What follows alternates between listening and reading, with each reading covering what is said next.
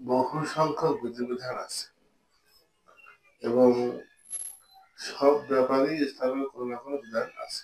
আল্লাহ বলছেন আলিয়াম আকমালতু লাকুম দীনাকুম ওয়া আতমামতু আলাইকুম নি'মাতি। আজকে আমি তোমাদের উপরে তোমাদের দিনকে পরিপূর্ণ করে দিলাম এবং তোমাদের উপরে আমার নিয়ামতকে পরিপূর্ণ করে দিলাম। তো সব বিষয়ে ইসলামের হচ্ছে বিধিবিধান আছে, সব বিষয়ে। দেখা যাচ্ছে ব্যক্তিগত বিষয়ে, সামাজিক বিষয়ে, রাষ্ট্রীয় বিষয়ে, ব্যবসার বিষয়ে। আর শয়তানের একটা ধোঁকা হলো, যে ব্যক্তি যে বিষয়ের সঙ্গে সংশ্লিষ্ট, ইসলামের ওই বিষয়ে তার মাসলা মাসাইল কিন্তু বেশি প্রয়োজন হয়। যে অর্থনৈতিক দিক থেকে ব্যবসা বাণিজ্য করে, তার সুদের মাসলা মাসাইল, তার বেচা কেনার মধ্যে যে কোনো নিষিদ্ধ আছে বেচা কেনা আছে, সেইগুলো মাসলা মাসাইল তারা বেশি দরকার হয়। যে মনে করেন যখন হজে যাচ্ছে কেউ, তখন হজের মাসলা মাসাইল দরকার তার। তো যে যে বিষয়ের সঙ্গে সংশ্লিষ্ট, তার যেহেতু ইসলাম সব বিষয়ে আছে, ইসলাম যেহেতু সব বিষয়ে পূর্ণাঙ্গ জীবন বিধান, তাহলে যে যে বিষয়ের সঙ্গে সংশ্লিষ্ট সেই বিষয়ের মধ্যে কি রয়েছে, ইসলামের বিধিবিধান আছে। হারাম আছে, হালাল আছে, বৈধ আছে, অবৈধ আছে। আর তাহলে যে যে বিষয়ের সঙ্গে সংশ্লিষ্ট, রাজার জন্য রাষ্ট্র পরিচালনার রাজনৈতিক যে বিদ্যা ইসলামে আছে, ওটা মেনে চলতে হবে। ছাত্রের জন্য কি শিখবো কি শিখবো না, কিভাবে শিখবো কিভাবে শিখবো না, ব্যবসায়ীর জন্য ব্যবসা কিভাবে করবো কিভাবে করবো না, এরকম ভাবে সবকিছু কি রয়েছে। আর শয়তানের ধোঁকা হলো, যে যার সঙ্গে সংশ্লিষ্ট তাকে একটা বোঝ দেয় যে তোমার এটাই মূল। একজন মূর্তি যে তৈরি করে, নিজেকে শিল্পী বলে এবং তার কাজটাকে বলে শিল্প। তেরকম আমি একটা পত্রিকাতে পড়েছিলাম যে একজন ব্যক্তি রমজান মাসে দুর্গার মূর্তি তৈরি করছে, মুসলিম, নামধারী মুসলিম। তো বলছে আমি রোজা আছি, আমি দিনদার, তাহলে আপনি দুর্গার মূর্তি তৈরি করছেন, এটা আমার কাজ, এটা আমার শিল্প। তার মানে যে যার সঙ্গে সংশ্লিষ্ট, সে ওই বিষয়ে তার বিধানকে পড়া করে না। এটা হচ্ছে সিস্টেম। যদি কেউ ব্যাংকের ম্যানেজার হয়, সে সুদ বিষয়ক বিষয়টাকে এড়িয়ে চলে। যদি কেউ ঘুষখোর হয়, সে ঘুষ বিষয়ক বিধানটা কি করে, এড়িয়ে চলে। অথচ দরকার ছিল কিন্তু ওইটাই তার হচ্ছে বেশি প্রয়োজন ছিল। তো আমি এদিকে যাব না আসলে। আজকে আমার একটা, আমি বসার পর মনে হয়েছে আজকে আমি একটু গুরুত্বপূর্ণ বিষয়ে কথা বলতে চাচ্ছি। ইসলামের বিধিবিধান সমূহ যেরকম সব বিষয়ে আছে, এটাকে কিন্তু ক্যাটাগরি করা যায়। ইসলামের বিধিবিধানগুলোকে একটা বিভাগে মানে বিভক্ত করা যায়। এর মধ্যে একটা অংশ আছে, এটাকে বলি আমরা যে এরকম মালিয়া বলা হয়, যে আল ইবাদাতুল মালিয়া, অনেক আল হুকুকুল মালিয়া, অর্থনৈতিক ইবাদত। যেমন যাকাত দেওয়া, সাদকা দেওয়া, এরকম ফিতরা দেওয়া, কাফারা আদায় করা, দিয়াত রক্তমূল্য আদায় করা, নানা রকমের বিধান আছে, সেগুলোকে বলা হয় অর্থনৈতিক বিধান। আরেকটা আছে যে আল ইবাদাতুল বাদানিয়া, মানে শারীরিক ইবাদত। তার মধ্যে আমরা নামাজ, নিজেকে নিজের সশরীরে দাঁড়িয়ে আমাকে রুকু সাজদা, আমাকে একটা কসরত করতে হয়, শারীরিক ইবাদত। আরেকটা হচ্ছে তোমার আপনাদের রোজা, রোজাও কিন্তু একটা শারীরিক ইবাদত। তার মানে না খেয়ে থাকা মানে শরীরের উপর একটা কি যায়, একটা কষ্ট যায়। তো এই সমস্ত ইবাদতে মানে মূল মূল হলো, মানে সব থেকে বেশি দামি, সব থেকে বেশি প্রয়োজনীয় যে ইবাদতটা। হ্যাঁ, আবার কিছু ইবাদত আছে যেটা বলা হয় না যে কলিবাদ, মানে আল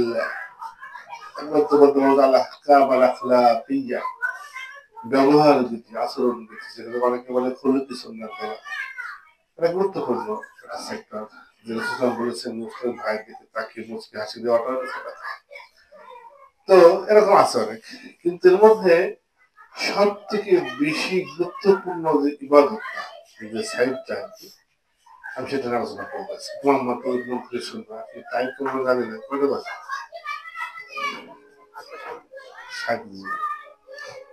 এটা হচ্ছে যে, এটা হলো মানে কলবের ইবাদত, হ্যাঁ, অন্তরের আমল। এটা কি? অন্তরের আমল। অন্তরের আমলে প্রথমত আমি এটা ব্যাখ্যা করি, মানে এটা আসলে কেমন।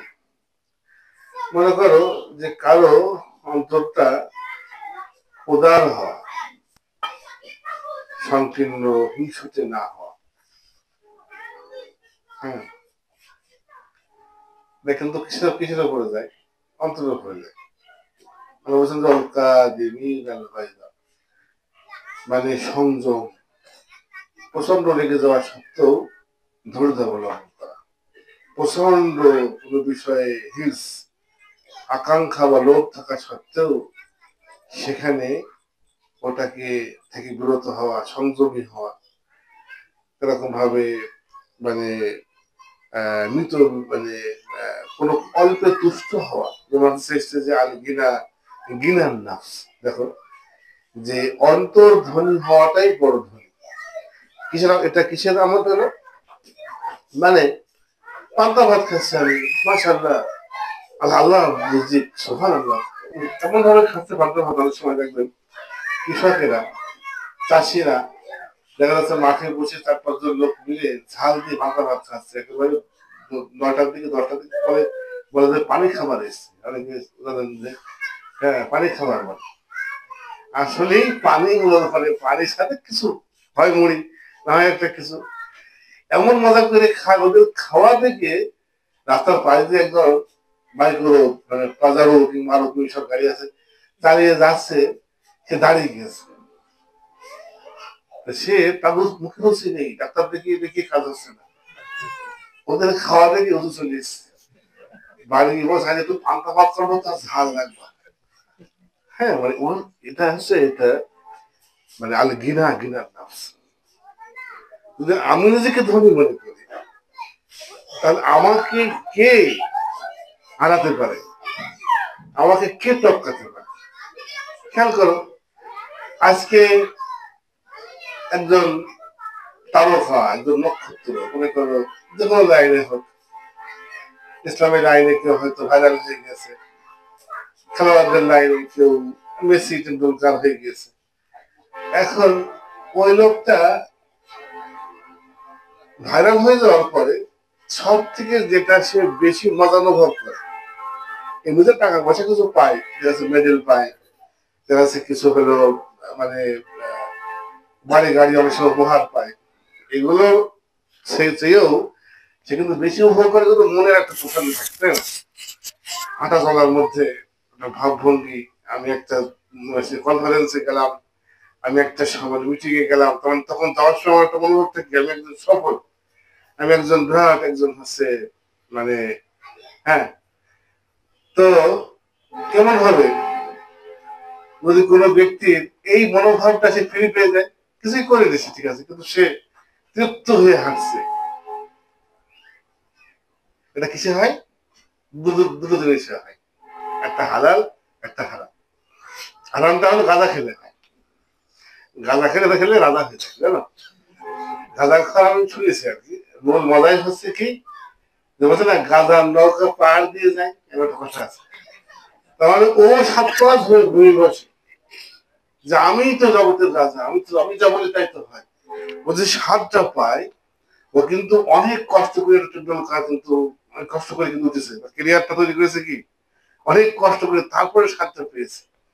একজন লোক ডক্টরেট পাস করেছে, একজন লোক হচ্ছে মাস্টার্স করেছে, একজন লোক চমক করেছে, তার কিন্তু কাগজ সুবহানাল্লাহ, ওর কাগজটা কিন্তু কেউ দেখুন জানেও না।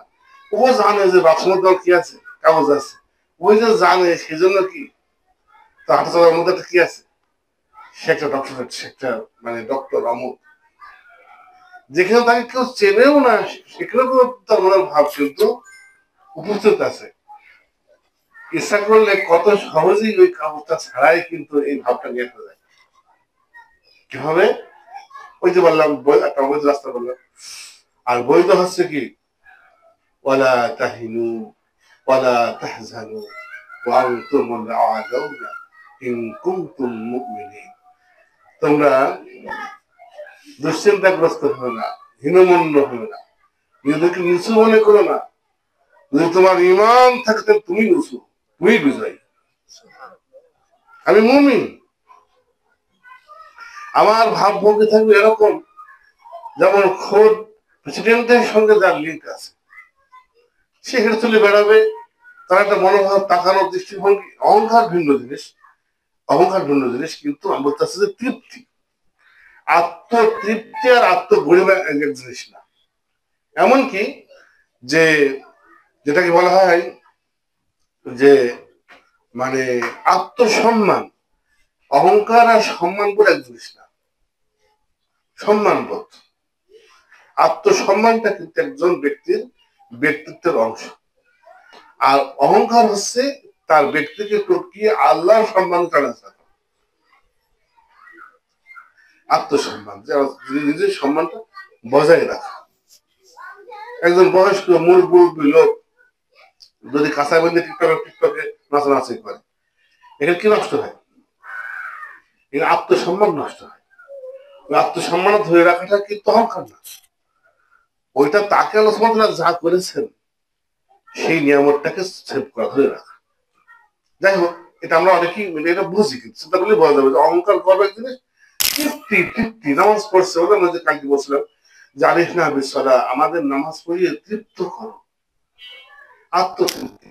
কথা বলা এরকম যে বলছে যে মুমিন, মুমিন তো এমন বলছেন যে কাইফা আসবাহতা ইয়া হারিস, হে হারিস তোমার সকাল কিভাবে হয়েছে? তো বলছেন যে আসবাহতু বিহামদিল্লাহি মুমিনান, আল্লাহ, হ্যাঁ আমি মুমিন অবস্থায় আমি সকাল করেছি। তখন বলছেন ইলাম ইয়া হারিস ওয়া মা তাকুল, হারিস বুঝে শুনে কথা বলো, ফাইন্না লিকুল্লি শাইইন হাকিকা, কেননা প্রত্যেক জিনিসের একটা মূল তথ্য আছে। ফামা হাকিকাতু ঈমানিকা, তোমার ঈমানের মূল তথ্যটা কি? তখন তিনি বলছেন আসবাহতু, আমি সকাল করেছি এমন ভাবে যেন আমি কান্নি আরা আরশা রব্বি বারিজা, যেন আমি আমার রবের আরশকে প্রকাশ্যে দৃশ্যমান দেখতে পাচ্ছি, যেন আমি দেখতে পাচ্ছি যে জান্নাতেরা আমার প্রমোদ করে বেড়াচ্ছে, যেন আমি দেখতে পাচ্ছি জাহান্নামীরা চিৎকার করে বেড়াচ্ছে। ওই ব্যক্তির আত্মতৃপ্তি তুলনা করতে হলো। তার যে আত্মতৃপ্তি, মানে সে যে এটা বই বোঝাতে পারবো না, এটা একটা চরম আত্মতৃপ্তি ভেতর থেকে আসে। আল্লাহ বলেছেন অনেক সময়, আল্লাহ বলেছেন যে কোরআন পড়ে নামাজ পড়ে দিন মেনে যে অন্তরের তৃপ্তি আসে, আল্লাহ বলছেন বিসমিল্লাহির রহমানির রহিম, আলা বিযিকরিল্লাহি তাতমাইন্নুল কুলুব, শুনে নাও আল্লাহ স্মরণে অন্তর প্রশান্ত। আল্লাহ বলছেন যে তুমাইন্নু কুলুবুহুম ইলা যিকরিল্লাহ, আল্লাহ বলছেন যে আমি এমন এক কিতাব অবতীর্ণ করেছি যা শুনে মুমিনদের অন্তর প্রকম্পিত হয়, লোম খাড়া হয়ে যায়। তারপর আল্লাহ স্মরণে ধীরে ধীরে তাদের ত্বক, চামড়া, তাদের অন্তর শান্ত হয়ে আসে। আল্লাহ বলছেন যে ওরাই হেদায়েত প্রাপ্ত। এই মজাটা না পেলে কেউ পায়নি, যদি কেউ না পেয়ে থাকে সে পায়নি, কিন্তু চরম একটা মজার ব্যাপার। ইবনুল কাইয়্যিম বলেছেন আলা, ইবনুল কাইয়্যিম বলেছেন যে লাইসা ফিদ দুনিয়া আলাযু মিন ইশতিয়াকিল আবদি বির রহমানি, যে দুনিয়াতে আর রহমানের জন্য তার বান্দাদের অন্তরের যে টান, যে আবেগ, যে ভালোবাসা, তার তুলনায় মজার কিছুই নেই। আমি জিনিসটা প্রথমে আমি বলতাম ছাত্রদেরকে, আমি বুঝি না, মানছি না, বুঝে মানছি, কিন্তু আমি বুঝি না। আলহামদুলিল্লাহ আমাদের সবাই তৌফিক দিক, আমি এখন বলে আমি বুঝতে পারছি কি বলতে চাচ্ছি, আমি বুঝতে পারছি।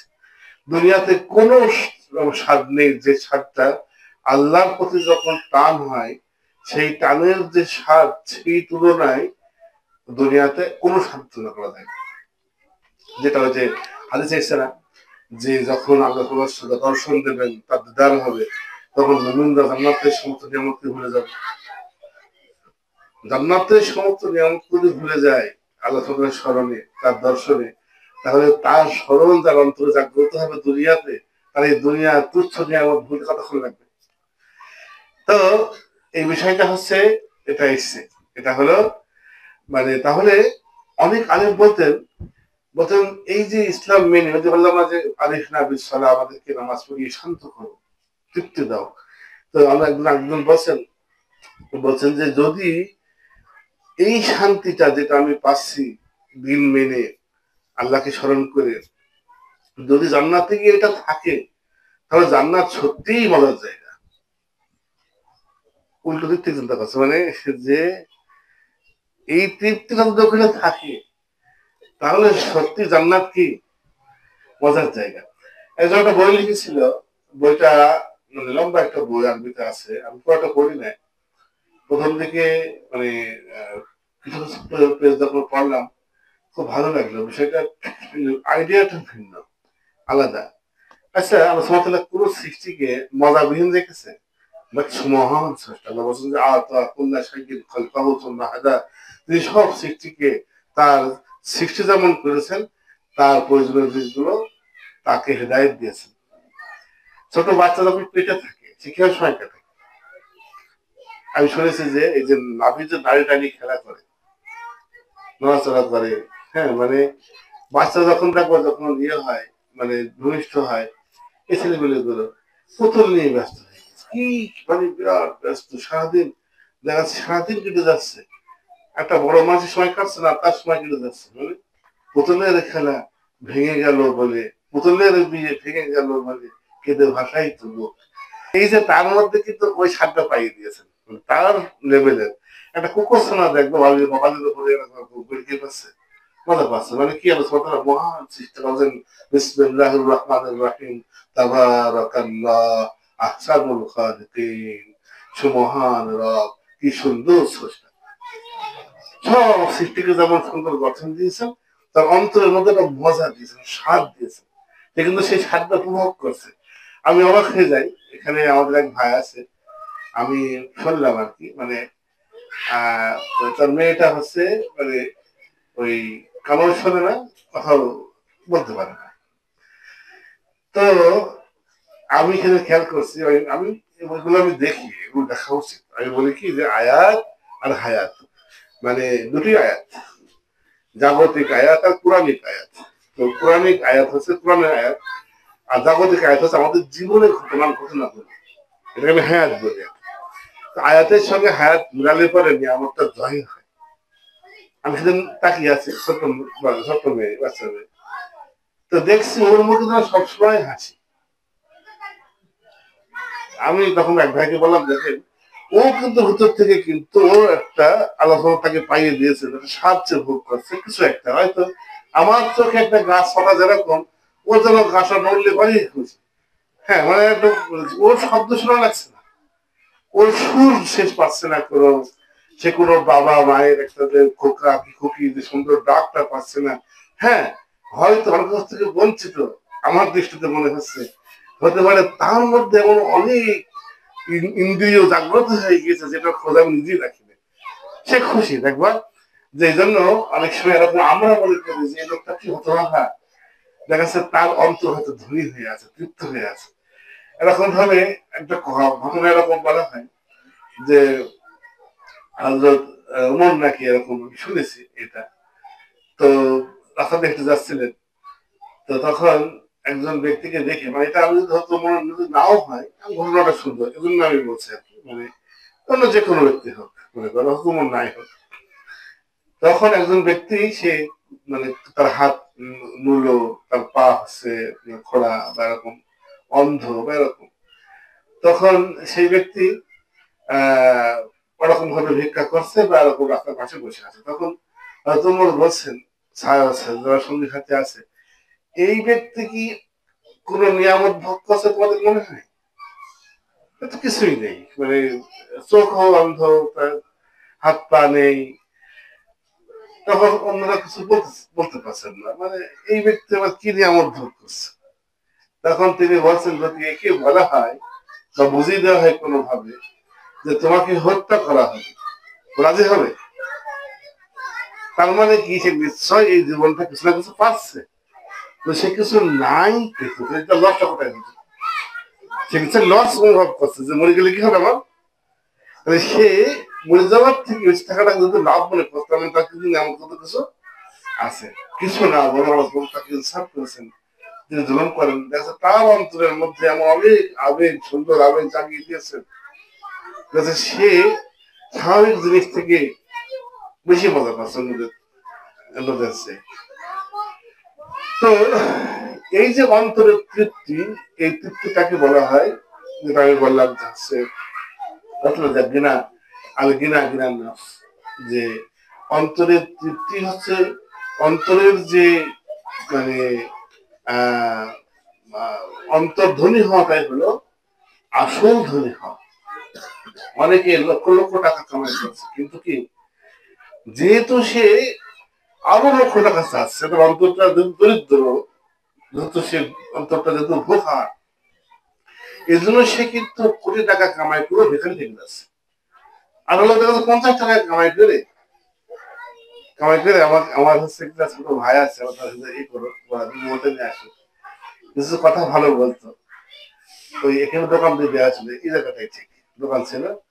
আমাকে একদিন বলছে যে স্বামী স্ত্রী এসছে দোকানে তেল কিনতে এসছে, তখন এসে বলছে স্বামীরা বলছে এই টাকা নিয়ে আসে কোন দিন, তখন দিন আনে দিন খাই, ওদের ভ্যানটা চালিয়ে এসে কিছু টাকা হাতে করে নিয়ে আসে তার দোকানে। মেয়েরাও আসলে বেশিরভাগ সময় ছোট ছোট ছেলেরাও আসে এরকম ভাবে, একটা গামলা আমি দেখি ছোটবেলায়, হ্যাঁ, দেখা যাচ্ছে ওই একটা তেলের বোতল দুটো দিচ্ছে, আর দেখা যাচ্ছে কোনো টাকা, ওই টাকা গুনতে গুনতে মানে 2 টাকার পেঁয়াজ, 2 টাকার রসুন, টাকা বাজার করে। তো বাজার করার সময় স্বামী বলছে এই তেল লাগবে না, না ওই যে 50 তেল নিলাম, 50 গ্রাম 50 গ্রাম, খুব অখাস না, না তেল লাগবে কেন, 25 জন তো 50 গ্রাম তেল নিয়ে আসবে। আমাকে বলছে যে এই অবস্থা। আর আমাদের অনেকে দেখা যাচ্ছে কি হাত তো কি দিন হচ্ছে, শেষ হচ্ছে না। তো যদি কারো অন্তরকে ধনী করে দেন, তাহলে সে কিন্তু কি বেশি তৃপ্ত অনুভব করে। আমি আসলে অন্তরের বিষয়ে কথা বলতে চাচ্ছি, অন্তরে কিছু আমল আছে, এই বিষয়টা হচ্ছে এভাবে এসছে, বলছেন যে এমন কিছু লোক জান্নাতে ঢুকবে, আল্লাহ রাসূল বলছেন যে কুলু আফইদাতুহুম কাফইদাতি তুয়ুর, যাদের অন্তর হবে পাখিদের অন্তরের মতো। একটু উদাহরণ দিয়েছেন, মানে পাখি যেরকম, পাখি আর ফুল, আমাদের ভাষায় শিশু, পাখি, ফুল, মানে পবিত্র হিসেবে বললাম, আমার কাছে বলে না যে নিষ্পাপ, মানে মাসুম বাচ্চা, বলে ফুলের মতো পবিত্র, বলে না, বলে পাখির মতো হচ্ছে, এরকম একটা কথা বলে। তো এগুলো আসলে একটা ভাষার একটা প্রয়োগ আর কি। তো বলছেন যে তাদের অন্তরগুলো হচ্ছে মানে পাখির অন্তরের মতো, মনে করো ফুলের মতো অন্তরগুলো, মানে এতটাই পবিত্র, এতটাই নরম, এতটাই হচ্ছে কোমল তাদের অন্তরগুলো। ঠিক এই কথাটা একটা আয়াত আমরা পাই, কথাটা বলছেন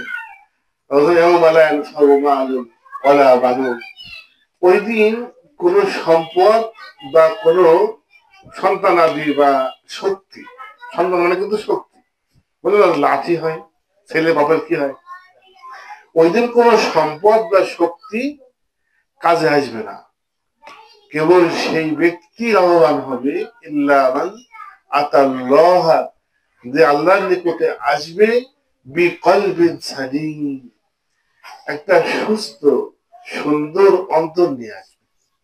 ওই যে বললেন না যে জান্নাতি হবে এমন কিছু মানুষ, আফরিদাতুহুম কাফরিদাতি তুয়ুর, যাদের অন্তর হবে হচ্ছে পাখির অন্তরের মতো। তার সাথে একটা কি হচ্ছে যে ওই দিন কোন সম্পদ বা শক্তি কাজে আসবে না, কেবল সেই ব্যক্তি ছাড়া যে কি সুস্থ অন্তঃকরণ আল্লাহর কাছে কি হবে, হাজির হবে। আরেকটা হাদিসে এসছে, রাসূলুল্লাহ বলছেন তোমরা পরস্পরে ঘৃণা বিদ্বেষ করিও না, হিংসা করো না, পরস্পরে তোমরা বিবাদ করো না, কুনু ইবাদাল্লাহি ইখওয়ানা, তোমরা আল্লাহর বান্দারা ভাই ভাই হয়ে যাও। এই কথা কিন্তু অনেক অন্তরের বিষয়ের দিকে কি করছে, ইঙ্গিত করছে। আরেকটা এরকম আছে, হাদিসটাও চমৎকার, যে রাসূল বলছেন বলছেন যে যখন তুমি বাজারে যাবা তখন বলবা যে লা খালাবা ওয়ালা গাশা বাইউল মুসলিম লিআখিহিল মুসলিম, তুমি বলবা যে কোনো ধোঁকাবাজি চলবে না, কোনো প্রতারণা চলবে না। একটা মুসলিম ভাই তার ভাইয়ের সঙ্গে যেমন ভাবে লেনদেন করে ওই লেনদেন করে। তার মানে হচ্ছে যে ইন্নামাল মুসলিমুনা ইখওয়া, মুসলিমরা কি ভাই ভাই। এই যে অন্তরের একটা চিত্র তুলে ধরা হয়েছে যে একজন মুসলিম ভাই একজন মুসলিম ভাইয়ের সঙ্গে যেভাবে লেনদেন করে সেরকম করো। কোন ইবাদাল্লাহি ইখওয়ানা, তোমরা হচ্ছে আল্লাহর বান্দারা ভাই ভাই হয়ে যাও। আট হাদিস আছে সুন্দর, সবই সুন্দর। আমি বলতে চাচ্ছি আমার তারখিসটা কোন দিকে আজকে বুঝতে পারছি, অন্তরটা কি করার দিকে, উন্নত করার দিকে। আট হাদিস আছে, চমৎকার হাদিস আছে আমাদের আমলের মধ্যে পড়ে, ওই যে কাতা সোজা করার ক্ষেত্রে। হ্যাঁ, আমি এখানে একটা বিষয় মাথায় চলে আসলে না বললে আমার শান্তি হবে না, মানে যদি প্রসঙ্গের বাইরে। হ্যাঁ, এগুলো আলোচনাটা এরকম হওয়া উচিত। কেন? কারণ আলোচনাতে সুযোগ পাওয়া যায় কম, যেগুলো প্রসঙ্গ আছে সেগুলো বলে ফেললে মানে কি হয়, একই সঙ্গে ফিক তাফসীর একই সঙ্গে সব জানা হয়ে যায়। একটা কথা বলি, একটা আমি একটা ইয়ে পড়েছি, কমন পড়েছিলাম একবার, দেখো তাবলিগ বলছেন যে রাসূল সাল্লাল্লাহু আলাইহি ওয়াসাল্লামের কোন একটা সুন্নাত তুলে ফেললে সেখানে একটা বিদআত চলে আসে। আমার সেই থেকে আমার একটা বিশ্বাস এরকম যে যেরকম ভাবে রাসূল সাল্লাল্লাহু আলাইহি ওয়াসাল্লামের ছিল ওইভাবে থাকাটাই উত্তম। বিশেষ প্রয়োজনে পরিবর্তন করা হয়, তবে পরিবর্তন করলে কিছু না কিছু ক্ষতি ঘটে যায়। জায়েজ পরিবর্তন করা, বিদআতের বিভিন্ন ক্যাটাগরি আছে, এগুলো আল্লাহ তাআলা বোঝে না। বিদআত শব্দ প্রয়োগ করলে হারাম হয় না, বিদআতের মধ্যে মাকরুহ আছে, খিলাফে আওলা আছে, ইভেন মুবাহ পর্যন্ত আছে। এই বিষয়গুলো আমরা যখন কথা বলেছেন, যেমন ছাত্র যারা আছে অন্য প্রসঙ্গ থাক, যেটা বুঝলাম যে একটা বিষয় আমি হাদিস বুঝতেছিলাম, মানে কল সম্পর্কে বলতে গিয়ে বললাম যে মাসলা চলে আসলো। মাসলাটা হচ্ছে খাতা খোঁজা করার মাসলা। আমরা কিন্তু মসজিদে ডাক দিই, আমি এখনো ডাক দিই, ডাক দেওয়া আমি খারাপ বলছি না, কিন্তু কিন্তু ডাক ছিল না। আচ্ছা, ডাক দেওয়া তখন সম্ভব ছিল কিনা? সম্ভব ছিল, কিন্তু ডাক কি ছিল না। আচ্ছা, এটা হচ্ছে মানে তাহলে কাতার সোজা করাটা নামাজের একটা আমল, গুরুত্বপূর্ণ একটা আমল। এটা সোজাটা করার জন্য আমরা ডাক দিচ্ছি, ভালো জিনিস। তার মানে একটা ভালো আমলকে করার উপায় হিসেবে আমরা কি করছি, ডাক দিচ্ছি। এখন এই ডাকটা সব দেন, আমি মাঝে মাঝে ভাবতাম যে এটাকে অনেকে বেদাত বলেছে, আলবানি বা এরকম কিছু কিছু কিছু সালাফিরা বেদাত বলেছে। ডাক দেওয়া বেদাতের বিষয়টা না, আসলে আমি চিন্তা করছি, মানে বিষয়টা চিন্তা করছি যে রাসূল সাল্লাল্লাহু আলাইহি ওয়াসাল্লামের যুগে ডাক্তার দেওয়া হয়নি, আর এখন ডাক্তার দেওয়া হচ্ছে। রাসূল সাল্লাল্লাহু আলাইহি ওয়াসাল্লাম যেভাবে রেখেছেন সেটাও আপনার হওয়ার কথা, উত্তম হলে ওইটার মধ্যে বেশি ফায়দা থাকার কথা, আনফা, বেশি উপকারী হওয়ার কথা। তাহলে এই উপকারটা কি আমি ভাবছি, মানে এটাকে হিকমত বলা হয় আর কি। তা আমি যখন ভাবলাম, আমি একটা চমৎকার বিষয়, সেটা হলো আচ্ছা নামাজে দাগ সোজাটা যে করা হয়, এই করাটা হয় কেন? আমি ওই দিন না সূত্রাদি করলাম না, যে সূত্র একটাই বললাম, নামাজের ভিতরে দাগ সোজাটা করা হয় কেন, কি হয় ব্যাখ্যা হয়? বলেছেন যে তোমাদের কাতার ব্যাখ্যা হলে তোমাদের অন্তর ব্যাখ্যা হয়ে যাবে। এদের আছে কিন্তু মুমিনদের অন্তরের মধ্যে সৌহার্দ্য পয়দা করার জন্য খোঁজা করা হয়। কি করার জন্য? মুমিনদের অন্তরের মধ্যে সৌহার্দ্য পয়দা করার জন্য সোজা করা হয় কাতারটা। তাহলে রাসূলুল্লাহ বললেন কি যে যদি কাতার বাঁকা হয় তো অন্তর কি হবে? বোঝা গেল কি অন্তরটা কি ফ্রেশ সোজা সাপটা করার জন্য কি করা হচ্ছে? মাশাআল্লাহ। কিভাবে সোজা হবে? আচ্ছা, একটা ব্যাখ্যা সহজ, রুহানি ভাবে কাতার সোজা করলে আল্লাহ সোজা করে দেবেন, এটাকে রুহানি বলে। এটা নাস্তিক অস্বীকার করে, কিন্তু আমরা উল্লেখ করি না, আমরা রুহানি ফায়দাকে অস্বীকার করি না, ঠিক আছে। কিন্তু ম্যাক্সিমাম ক্ষেত্রে কিন্তু আল্লাহ বিধানের মধ্যে রুহানি বিষয়ের সাথে সাথে জিসমানি মানে শারীরিক বোধগম্য বিষয় থাকে। মানে এটা তো ব্যাখ্যা থাকা দরকার। মানে কাতার খোঁজা করার মধ্যে অন্তর কিভাবে খোঁজা হবে, রুহানি ভাবে আমরা মেনে নিলাম, এটা আল্লাহ সুবহানাহু ওয়া তাআলা দয়া করে মুমিনরা খোঁজা করছে কাতার, অন্তরটা খোঁজা করে দাও, বুঝতেই পারেন। কিন্তু কাতার খোঁজা করার বিধান দিয়েছেন, তখন নিশ্চয় তার মধ্যে কিছু স্বভাব, কিছু বিষয় তো থাকার কথা, যেটার কারণে কাতার কি হবে, তাই না? এখানে একটা ব্যাপার আছে, সেটা হচ্ছে কি, মনে করো যে যখনই কাতার সোজা করতে হয়েছে তখনই কিন্তু পিছনের, সামনের, ডানের, বাইরের মুসল্লিদের কিন্তু একটু টানা ঘাঁচা লাগে। দাঁড়াবেন, এরকম ভাই ভাই এটা আমরা কি করে জানো, তখন কোনো তাসাহুর করি না, এটা করে না। এই পাখির ভিতরে কে হতে পারে?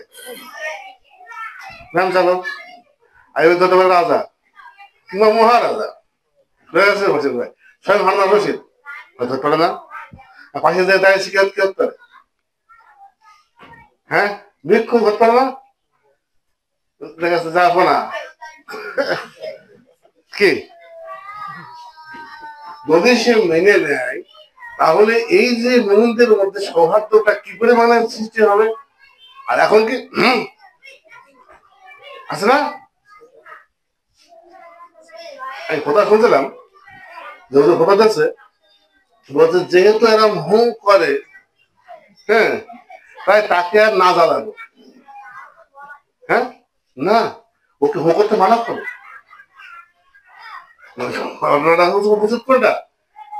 বিকৃতি কি মেনে নেওয়া শিখছে। একটা মসজিদে তুমি যখন 3 বার বলো দৈনিক যে হু করবেন না ভাই, এটা হাদিস এসছে, কি বলছেন, কি সুন্দর হাদিস, হাদিস গুলোকে উপলব্ধি করা দরকার। রাসূলুল্লাহ বলেন কাতা খোঁজা করার ক্ষেত্রে বলেন লিনু লিআইদি ইখওয়ানিকুম, তোমার ভাইদের হাতের কাছে নরম হয়ে যাও। এই হাদিস বলার জন্য আমি এতক্ষণ আলোচনা বলার জন্য কিন্তু রাসূলুল্লাহ এক কথাই কিন্তু কি করেছেন যে ভাইদের, ভাই আমার মুমিন ভাই, প্রথম থেকে টান দিচ্ছে, সামনে চলে গেছে কি করছে, হ্যাঁ টানটা একেবারে মাথা ধরে দিয়ে দরকার নেই, মানে যে খাদে হাত দিয়ে হোক বা ডান দিক থেকে চেপে দেবে না। হতে পারে যে বয়স্ককে হাত দিয়েছে, ছোট মানুষ হতে পারে, চাচা একটু ডান দিকে, হ্যাঁ, চিন্তা করেছি কোনটা কেমন আছে। মানে যদি সব মোমেন্ট গুলো এরকম হয়ে যায় যে না আমার মোমেন্ট ভাই আমার হাত দিচ্ছে, আমাকে একটা হকের মোমেন্ট ডাকছে, একটা হকের দিকে ডাকছে, আমি 1 ইঞ্চি পেছনে চলে গেছি হক থেকে, আমাকে 1 ইঞ্চি কি, এই অভ্যাসটা কত জায়গায় কাজে লাগবে, কত ক্ষত হয় যদি ভুল বলে ফেলে, সে কি কতদিনের ব্যবসা বেঁধে নেবে, কত সিদ্ধান্ত, কতগুলো কর্মকাণ্ড সে হয়তো ভুল করবে। আল আকমাতুল্লাহ দিন আকুম, দিনের বিধান পরিপূর্ণ করে দেওয়া হয়েছে। ও হয়তো একজন ব্যবসায়ী শিল্পী, তার শিল্প কর্মে হয়তো সে একটা ভুল করবে, বলা হবে যে ভাই ডান দিকে, হ্যাঁ, এই অভ্যাসটা কি হবে, তাকে কিন্তু কি করবে, কোন ইবাদাল্লাহি খুয়ানা, আমার আল্লাহর বান্দারা কি হয়ে যাও। তাহলে যখন কাতারটা দাগ টেনে ফেলা হচ্ছে তখন কিছুটা থাকলেও অত কিন্তু হস্তক্ষেপের প্রয়োজনীয়তা থাকছে না। এই জন্য আমি একটা জিনিসে আমি অনেক আগে বলেছিলাম, হচ্ছে বাজার মাঠে বসে, তখন আমি কেউ শুনে হচ্ছে আমাদের কোন এক ভাইকে, তার সঙ্গে বলছিলাম, বলছে আর কি যে হচ্ছে যুগ পাল্টাচ্ছে, পাল্টাচ্ছে, আমাদের তো পাল্টাতে হবে।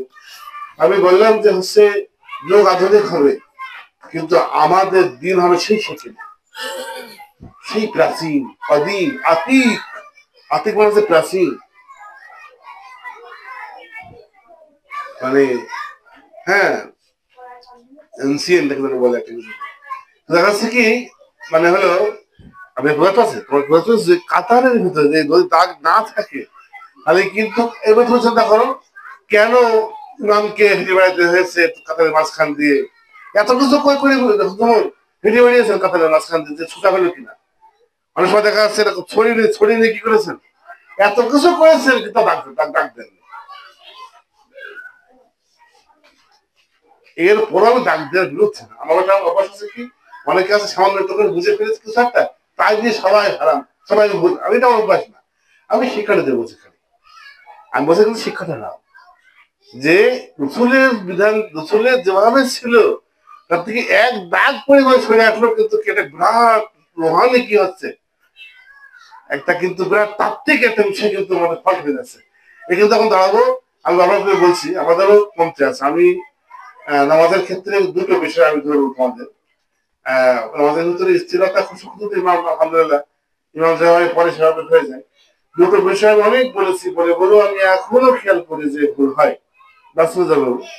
একটা হলো ইমামের আগে রুকু সাজদা করা অনেক কি দেখি কম বেশি ইমামের আগে চলে যায় মানে এইটা আমি বারংবার বলছি বিষয়ে ভয় দেখানো হয়েছে এবং বলা হয়েছে যে মানে কোথায় ইমামের আগে পরে রুকু সাজদা করার ব্যাপারে এখানে চরম ভয় দেখানো হয়েছে মানে করা যাবে পরে করতে হবে প্রয়োজনে ইমাম চলে গিয়েছে সাজদায় তাতে চেয়েছে এর পরে তারা সাজদায় যেত মানে এক কথায় মাঝখানে বেশ খানিকটা গ্যাপ রাখা এই ভয়ে যেন আগে না হয়ে যায় কারণ ইমাম তো কিসের জন্য ওভারটেক করার জন্য নাকি মেনে চলার জন্য তাহলে মেনে চলাকে নিশ্চিত করার জন্য একটু পিছনে যাওয়াটা এটা ভালো কিন্তু আগে যাওয়া কি এই ভুলটা হয় এটা আমাদের এখানে হয় যদি কেউ কারো দেখে ঠিক করতে হবে না আমরা বলছি যে তোমাদের ভাইদের হাতের কাছে নরম হওয়া হ্যাঁ ঠিক করে দিলে পারে যেতে না যাওয়া একজন একটা ব্যক্তি নামাজ পড়ছে রুকু পায়নি আমি রুকু পেয়েছি আমি না সালাম ফিরে ফেলেছি সে রুকু পায়নি তাও সালাম ফিরে ফেলেছি তখন মুরব্বী মানুষ আমি বুঝতে পারছি খুলে গেলাম কিন্তু ফরজ নামাজ তার একটা কাজ হয়নি আমি কি করে কাজ হচ্ছে না বলে থাকি তখন আমি বলছি চাচা আপনার তো রুকু পাননি এটা পড়তে হবে আমার ছেলে বলা না আমার মাথা ভালো না মানে আমার বলা হয়ে গেছে এখন তোমার ছেলে বলা না চাষতে ভাই বলে না আমার দেখা না এই যে টেনশন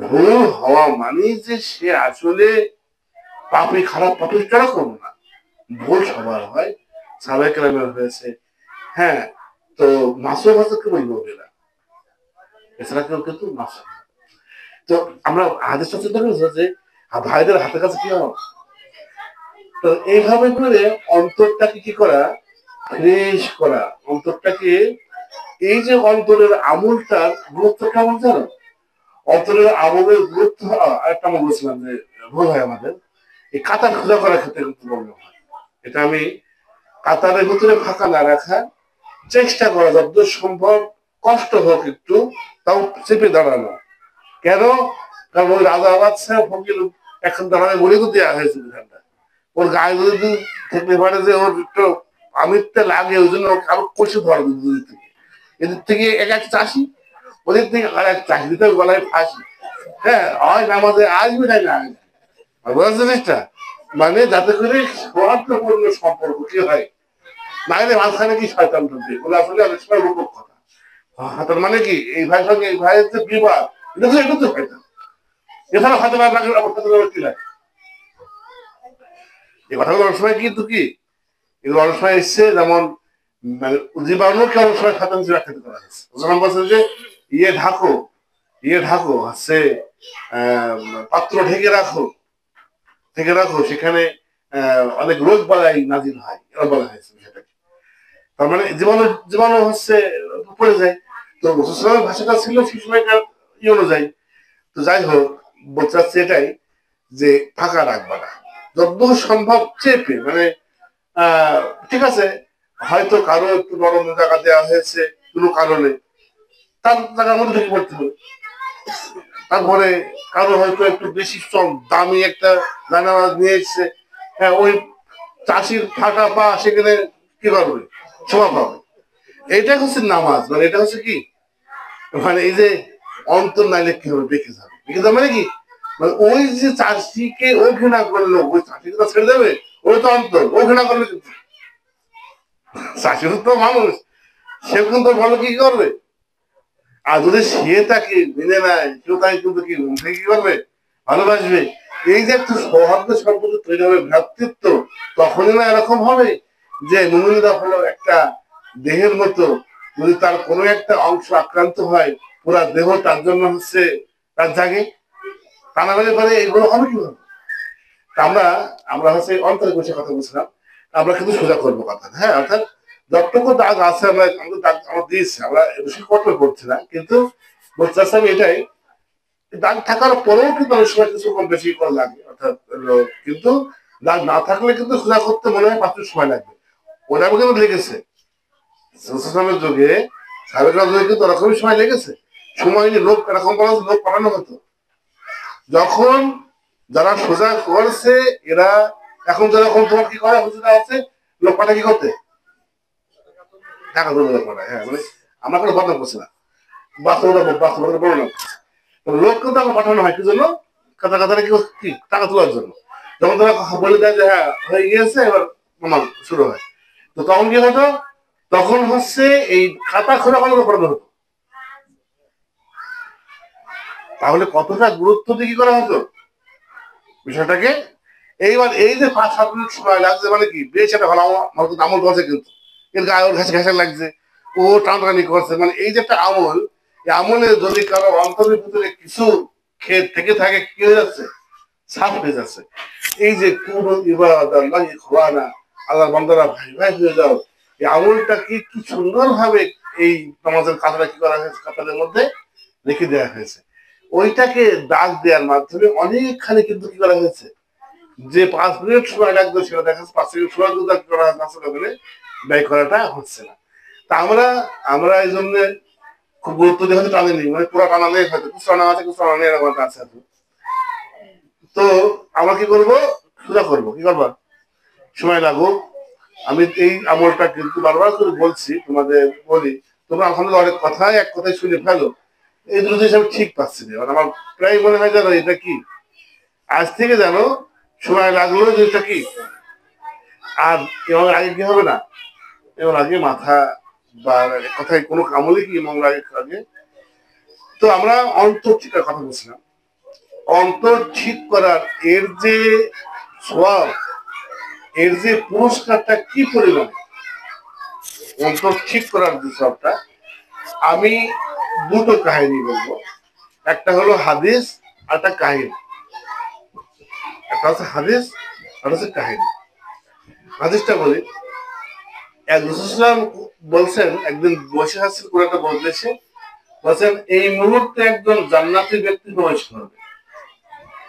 তখন সেখানে একেবারে দাড়িতে রোজুর পানি গড়িয়ে পড়তে পড়তে একজন আনসার সাহাবী প্রবেশ করবেন। পরের দিন আবার মজলিসে বসে আছেন, তখন বলছেন এই মুহূর্তে একজন জান্নাতি ব্যক্তি প্রবেশ করবেন। আবারও ওই ব্যক্তি প্রবেশ করলেন। তখন আব্দুল্লাহ ইবনে আমর ইবনে আস, একজন তরুণ সাহাবী, যুবক সাহাবী, ওনার মধ্যে একটু এই ব্যক্তি আপনাদের হইল কেন, দেখো যুবকদের কিন্তু বেশি কৌতূহল হয়, বুড়ো হওয়া কথা হয়েছে হয়েছে, হ্যাঁ এরকম প্রাণ কি সরাই করে ফেলেন, ঠিক আছে। তো দেখা যাচ্ছে কি, মানে যুবকদের তো কি বেশি কি এই হবে কেন, এমন কি বাসি করছে। আমরা নামাজ কালাম করে আব্দুল্লাহ বিরাট রোজা রাখতেন, নামাজ কালাম করতেন, আমাদের বলছেন না। আর এই ব্যক্তিকে, তো উনি তার বাসায় গিয়েছেন একদিন, গিয়ে বলছেন যে আব্বার সঙ্গে রাগারাগি হয়েছে। দেখো কি সুন্দর ক্ষেত্রে ক্ষেত্রে রাস্তার বাড়ি গিয়ে যারা আত্মীয় বাড়ি যায় মানুষ, রাগারাগি বাড়ি যায়, খালার বাড়ি যায়, ফুল বাড়ি যায়, চলে গিয়ে যায় কাঁচা ভাইয়ের বাড়ি। কি ভাই কি হয়েছে, কি ভাই ভাই বাবা কি ভাই কি হয়েছে, আব্বা সঙ্গে রাগারাগি, এখন কিছু হয়নি, কিন্তু রাগারাগি হয়েছে, বাড়ি যাবো না, তো থাকো। তো রয়েছে, ও চিন্তা করছে যে নামাজ কালাম নিশ্চয় করবে, সারা রাত হয়তো জেগে রাত জেগে নামাজ কালাম পড়বে। তো দেখছে না শুধু ঘুমাচ্ছে, হ্যাঁ। ঘুমিয়ে লাস্টের দিকে হ্যাঁ উঠে চলো রসুলের সাথে নামাজ পড়ে আসি জামাতে। তখন উনি চিন্তা করেছে, খুব মানে গভীর বুঝছিল আর কি, আজকে মনে হয় একটু ক্লান্ত ছিল, আজ মনে হয় পড়লো না, নিশ্চয়ই কাজ বড়। তখন ও ফের সাথে করে এসছে, মানে এখনো দাঁড়ায় কাজ নেই, এসে তারপর দিন ওরকম ভাবে আছে, দেখছে না একই আমল। তখন 3 দিনের দিন বস, চাচা আমার একটা কথা বলি, আমি তো দাঁড়াই করে আসি, আমি এসছি এই ব্যাপার, আপনার ব্যাপারে এরা একটা কথা সূচনা করেছে, তো আপনি কি আমল করেন যে কারণে এরা বলতে পারেন। তখন বলছে যে কই আমল তো আমি তেমন কিছু করি না, তবে যখন আমি ঘুমাতে যাই বা ঘুমাতে যাওয়ার কথা এখানে আছে কিনা আমার ঠিক মনে নেই, এক কথায় কোন মুমিনের উপরে আমি কোন বিদ্বেষ রাখি না। তখন উনি বুঝে ফেলেছে বিরাট একটা ভারী খবর, বলছে যে হ্যাঁ হাওয়া আল্লাহ, তাহলে এটাই হবে, তাহলে এটাই হবে, ঠিক আছে। কোন মুমিনের উপর কি রাখি না কোনো। দেখো শবে বরাতের একটা হাদিস আছে, শবে বরাত নিয়ে অনেক মত আছে এখন বর্তমানে, কেউ বলছে শবে বরাত নিয়ে কোনো হাদিস নেই। শবে বরাতের ক্ষেত্রে একমাত্র হাসান গ্রহণযোগ্য হাদিসটা এরকম, রাসূল সাল্লাল্লাহু আলাইহি ওয়াসাল্লাম বলছেন যে হচ্ছে এই শবে বরাতের রাতে, মানে শাবান মাসের মধ্যরাতে, মাঝখানের রাতে কালাব গোত্রের ছাগল, মানে মেলা ছাগল ছিল কালাব গোত্রের, ছাগলের পরিমাণ লোককে আল্লাহ ক্ষমা করেন, কেবল যে মুশরিক সে ছাড়া, আর যে মুশাহিন সে ছাড়া। বলা হলো মুশাহিনকে হচ্ছে যে মুমিন ভাইয়ের সঙ্গে বিবাদ রাখে, মুশরিকের সঙ্গে না, মুশরিক আর মুশরিক তো মুসলিমদের বিরোধী হয়, মুসলিমদের বিরোধী কে হয়, মুশরিক হয়।